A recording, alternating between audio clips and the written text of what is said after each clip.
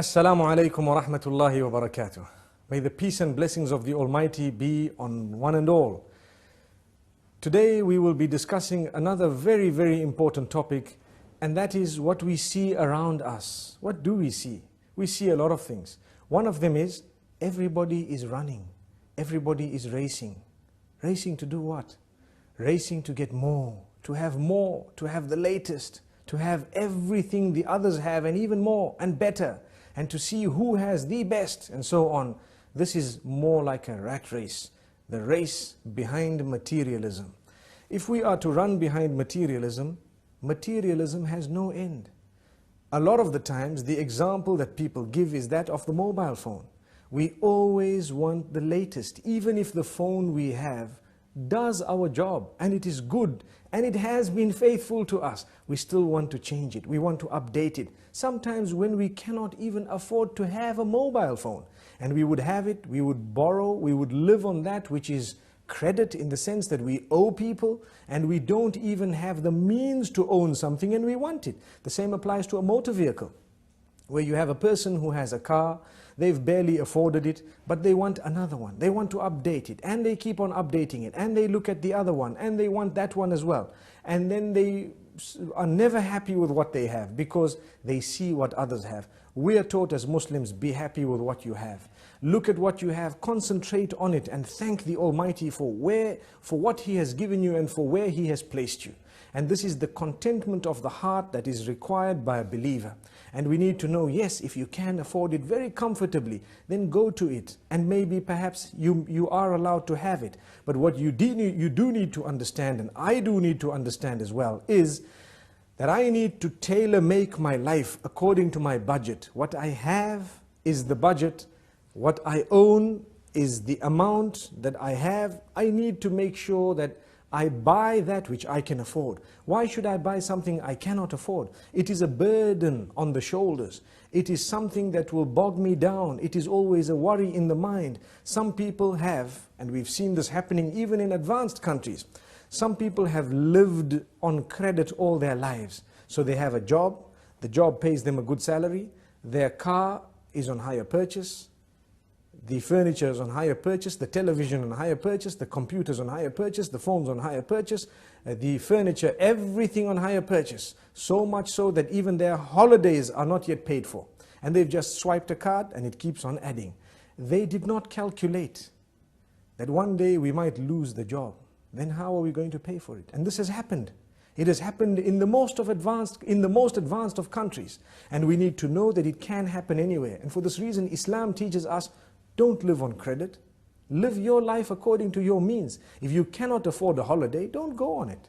Or go on a more basic holiday. If you cannot afford a mobile phone, don't have one. If you cannot afford a vehicle, go with public transport. It might be better for you. And so on. Yes, we should aim right at the skies. No harm in that. But do not pretend like you're living on a cloud when you have not yet moved above the ground, because that will probably bring you crashing to the ground. And this is why we say the race towards materialism does not stop. It continues. The more we run, the faster it runs. So we continue running behind it and there is no stopping. Sometimes it even gets to our marriages. And this is a point that might be a red button being pressed, but we need to say it. When a person is used to changing everything, every time a new model is out, they want a new car, a new phone, a new watch, a new this, a new house, a new... Some people who are weak, it might even seep into their marriages, where they no longer are interested in their own wives. Why? There is a new model out, so to speak. What does that mean? There is someone who wears a different type of clothing, who has a different cut, different likes, and everything is totally different, much younger and so on. We need to be careful. We should never allow this to seep into that department of our lives. And for this reason we say, harness it from the very beginning and you will be calm. You will lead a relaxed life. How many poor people do we have who sleep very well? And on the other hand, how many rich do we have who cannot sleep without a sleeping pill? How ironic. It should have been the other way around. But the reason is, sometimes the more we get, the more we want. And for this reason, the Almighty keeps us sometimes slightly backward, so that we can enjoy our sleep, we can have a happy home. So many people, that when they've got enough money, enough time, enough good health, so to speak, they tend to think of sin, and they'd like to go and spend it in the casinos, on people whom they are not supposed to be spending it upon, spending nights out, engaging in adulterous affairs, and so on, because they've got the time to do that, the wealth to do that, the health to do that.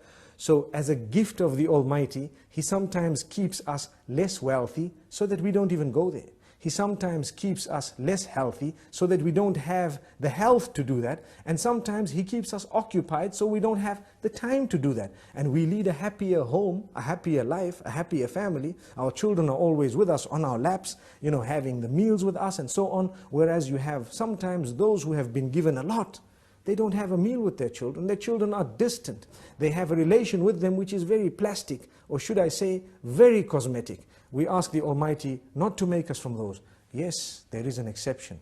There are those who are wealthy, and they use their wealth in the right direction, and they do not allow that wealth to develop, or should I say, to change in a negative way their character and conduct. Because sometimes what wealth does, it messes a person up. Or, to word it more correctly, as we've always said, wealth does not spoil you, but it gives you the opportunity to show who you always were inside. And I think we've explained this in the past. Like someone working for a boss, and his boss tells him something he doesn't like, he might be very upset, he wants to show it, but because he's not as wealthy, he cannot show it. So he says, yes sir, thank you sir, okay sir. But his heart is bubbling and bursting with all this, want to actually clarify and to answer back. He hasn't done it because of his standing. The minute he gets wealth, the wealth did not spoil him, but it gives him a chance to answer back and say, who do you think you are? If you have, we have as well. And for this reason we say, we need to have the best character and conduct prior to when we've had wealth, whilst we have the wealth, and even after it's gone. And when we remain humble, we won't suffer depression if we suffer a loss. The minute we live a haughty, high life, one thing goes wrong and we're depressed. Why are we depressed? Because we were running behind materialistic items. And we wanted to live a life that was compared to those higher than us rather than those lower than us. And for this reason we say, it is best for us to look at those lower than us so that we can appreciate the gifts of the Almighty upon us. Like we always say, if you don't have shoes, look at those without feet. And you will realize, at least I've got my feet, I might not have shoes. And this is just one example. In this way, there are so many examples. The youth out there, definitely the media plays a big role, a very big role, in convincing people to want things that they don't actually need. And this is why we need to distinguish between the wants and the needs. You need something, that is different. But when you want something, can you afford it? Is it necessary? Even if you can afford it, is it going to result in the destruction of your marriage, in the pushing away of your own children, or in the loss of respect, or in the changing of your habits in a negative way? If it is, leave it out. It's only something you want. You don't actually need it. You'd rather remain with that which you need and have an intact family with positive, relatives and family members and a good work environment and so on. That is much, much better than being a person who has everything, no friends, no family, nothing good in life. And this is why I repeat, and I'd like to end with this. There are many people who have really prayed for lots of wealth. And when that wealth came to them, it actually came to them with more negativity than anything else. They lost their family members, they lost their relatives, they lost their children, and they lost their sleep as well. Sometimes they lose their health as well. Do you know when you can afford food and you eat a lot of junk food and you eat a very, very unhealthy solely because you can afford it? Sometimes the Almighty does you a favor, you simply cannot afford it, and you don't know that the gift, or should I say, the side kick of that was that you would remain much healthier than those who could have afforded everything and did have it.